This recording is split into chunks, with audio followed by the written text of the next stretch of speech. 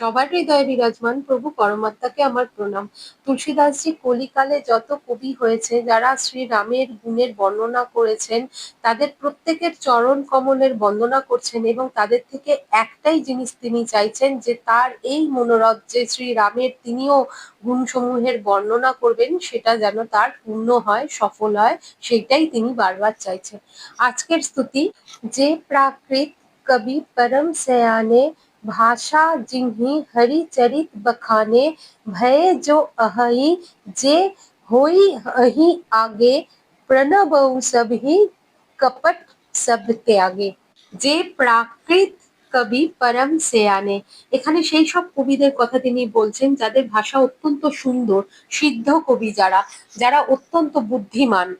ভাষা জিনহি হরি চরিত বখানে, যারা অত্যন্ত সুন্দর ভাষায় শ্রী হরির চরিত্রকে বর্ণনা করেছেন, গেয়েছেন, লিখেছেন। কত কবি আছে আমরা জানি, শ্রী কালিদাস আছেন, শ্রী কৃত্তিবাস আছেন, ভানুভক্তজি যিনি নেপালি ভাষায় রামায়ণ রচনা করেছেন, শ্রী বলরাম দাস উড়িয়া ভাষায় দান্ডি রামায়ণ রচনা করেছেন, শ্রী বাল্মীকি, শ্রী বেদ ব্যাস, এক লম্বা শৃঙ্খলা আছে। সেটাই তিনি বলছেন, সেই সমস্ত কবি যাদের ভাষা অত্যন্ত সুন্দর, মার্জিত, সেই সমস্ত কবিদের তিনি প্রণাম করছেন। ভয়ে যে अहि যে হই अहि আগে, বলছেন যত কবি হয়েছেন আর যত কবি ভবিষ্যতে হবে, প্রণবৌ সবহি কপট সব ত্যাগে, তাদের সবাইকে আমি সমস্ত ছল কপট ত্যাগ করে শুদ্ধ মনে সত্যিকারের মন থেকে প্রণাম করছি। কারণ প্রণাম অনেক রকমের হয়, ছল কপটের সঙ্গেও কিন্তু লোক প্রণাম করে। কোনো ধূর্ত অত্যন্ত ঢঙি লোক এই সব অতি সহজেই করে, আর তখন সে যে প্রণামটা করে সেটা কেবলমাত্র বাহ্যিক হয়, অন্তরে কিন্তু হয়তো সামনের ব্যক্তির প্রতি তার মনে শুধু বিষই আছে। কিন্তু তুলসীদাসজি পবিত্র অন্তরে তাদের আন্তরিক প্রণাম জানাচ্ছেন, কারণ বাস্তবে আশীর্বাদ নিতে চাইলে, গ্রহণ করতে চাইলে ছল কপট ত্যাগ করেই প্রণাম করতে হবে। তা না হলে সেই প্রণাম নিষ্ফল হয়ে যায়। সেই প্রণামই সফল হয়, সেই প্রণামেরই সার্থকতা থাকে, যা পরম বিশুদ্ধ, যার মধ্যে কোনো রকমের ছল কপটের অশুদ্ধি থাকবে না। শ্রদ্ধাতে পরিপূর্ণ হয়ে প্রণাম করাই সার্থক। ছল কপটের সাথে প্রণাম করে যে আশীর্বাদ প্রাপ্ত হয় তা কখনোই কিন্তু ফলীভূত হয় না, ওয়ান ওয়ে ট্রাফিক হয়ে যায় সেটা। কারণ যে ছল কপট মনে নিয়ে প্রণাম করছে তার রিসেপটিভিটি কিন্তু নষ্ট হয়ে যায়। তাই জন্যই তুলসীদাসজি চাইছেন তার সেই রিসেপটিভিটি যেন কোনো প্রকারে নষ্ট না হয়, সেই গ্রাহকতা তার যেন বজায় থাকে। তাই তিনি এইভাবে বলছেন যে সব ছল কপট পরিত্যাগ করে তিনি সবাইকে প্রণাম করছেন। তাহলে যখনই কোথাও প্রণাম করতে হবে, চেষ্টা করতে হবে সেই সময় অন্তত ছল কপট পরিত্যাগ করার, নিষ্কপট হওয়ার চেষ্টা করতে হবে। তবেই কিন্তু সেইটা সংগৃহীত হতে হতে জীবনে বড় পরিবর্তন হয়তো আনতে পারে। পরের স্তুতি, হউ প্রসন্ন দেহু বরদান, সাধু সমাজ ভনিতি সন্মানু, जो प्रबंध बुध नहीं आदरही, सो श्रमवादी बाल कवि करही।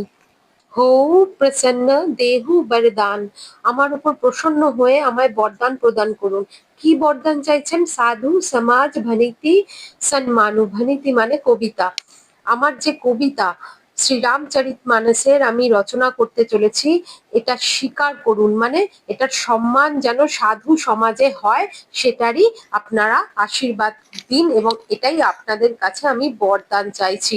তাই জন্যেই আমি সমস্ত ছল কপট ত্যাগ করে আপনাদের চরণ কমলের বন্দনা করেই একটা জিনিসই চাইছি, আপনারা আমার এই রচনাটাকে স্বীকার করুন এবং সাধু সন্তের সমাজে যেন সেটা সম্মান পায় সেইটা আশীর্বাদ করুন।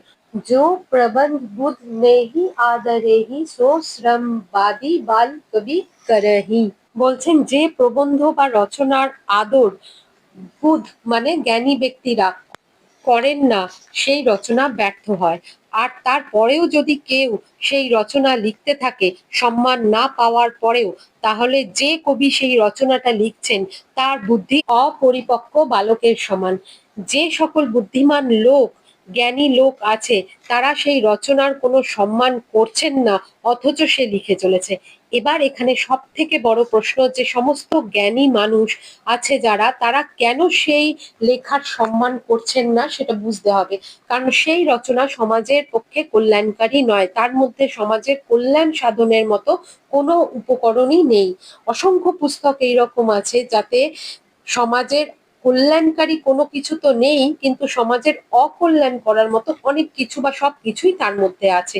তাই তুলসীদাসজি বলছেন, আমি এই রচনাটা করছি একমাত্র এই কারণে যে জ্ঞানী সাধু সন্ত সমাজে এই রচনা যেন সম্মানিত হয়, কারণ এর মধ্যে লোক কল্যাণকারী ভাবনা নিহিত আছে। এটা সমাজের পরম কল্যাণের কাজে আসবে। এবার পরের স্তুতি, কীর্তি ভনিতি ভূতি भली सोई सुरसरी सम सब कहाँ हित होई राम सुकीर्ति भनिति भदेसा असमंजस असमोहि अंदेशा। কীর্তি মানে কীর্তি, ভনিতি মানে কবিতা, ভূতি মানে সম্পত্তি। তিনি বলছেন সেই কীর্তি, সেই কবিতা বা রচনা আর সেই সম্পত্তি ভালো যার মধ্যে সবার কল্যাণের কথা বা সবার কল্যাণ সমাহিত আছে। সুর সরি সম সব কাহা হিত হই, সুরসারি মানে মা গঙ্গা, সব সব কাহা হিত হই, মা গঙ্গার মতো সবার হিতকারী হয় যেন, সেটা সবার কল্যাণের কথা যার মধ্যে আছে, সারা সংসারের জন্য সেটা মঙ্গলময়, সেই কথা বলা হয় যার মধ্যে। ঠিক মা গঙ্গার যেমন কারো অহিত করে না, পরম পাবন পুনিতা, মা গঙ্গার জল রোগনাশক, স্বাস্থ্যবর্ধক, মনকে আনন্দ প্রদান করে। রচনাও কিন্তু সেটাই শ্রেষ্ঠ যা মনের সমস্ত ক্লেশের নাশ করে দেয়। রাম সুকীর্তি ভনিতি ভদেসা, রাম সুকীর্তি মানে প্রভু রামের কীর্তি, সেটা খুবই সুন্দর আর সবার অত্যন্ত কল্যাণকারী সেই কীর্তি। ভনিতি মানে কবিতা, ভদেসা মানে বাজে।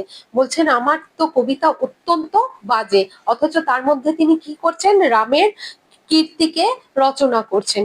তাহলে শ্রী রামচরিতমানস রূপী আমার এই গ্রন্থে শ্রীরামের কল্যাণকারী অসীম ও সুন্দর যশের বর্ণনা আমি করছি। আর শ্রীরামের যশ গঙ্গা নদীর মতোই পবিত্র, আর শরীর আর মনকে নতুন শক্তিতে ভরে তোলে। কিন্তু তুলসীদাসজি বলছেন আমার কবিতা তো অত্যন্ত বাজে, এবং তার মনে তার জন্য একটা সন্দেহ এসছে। অসামঞ্জস অসমোহি অন্দেশা, মোহি অন্দেশা মানে এটা আমার চিন্তার কারণ। অসামঞ্জস মানে অসামঞ্জস্য। তিনি বলছেন রামের যশ কীর্তি কল্যাণকারী যেটা, যেটা সমাজের পক্ষে অত্যন্ত ভালো, সেটা আমি লিখছি, কিন্তু যে কবিতার মাধ্যমে সেটা আমি ব্যক্ত করছি সেটা সুন্দর নয়, সেটা বাজে। তাহলে এই যে অসামঞ্জস্য তৈরি হয়েছে, যেটা যে বাজে লেখার মাধ্যমে আমি সেই পরম পাবন পবিত্র শ্রীরামের কীর্তির বর্ণনা করছি, দুটোর মধ্যে কোনো মিল নেই, সেটার জন্য আমি চিন্তা করছি। তুলসীদাসজি নিজেই নিজের লেখার মান বর্ণনা করছেন এবং সংশয় প্রকাশ করছেন। ভক্তের সব থেকে বড় গুণ যে সে দিনহীন হয়ে তার সব কিছুই প্রভুর হাতে ছেড়ে দেয় এবং অহংকার শূন্য করে ফেলে নিজেকে। তাহলে আজকের মতো রাম রাম।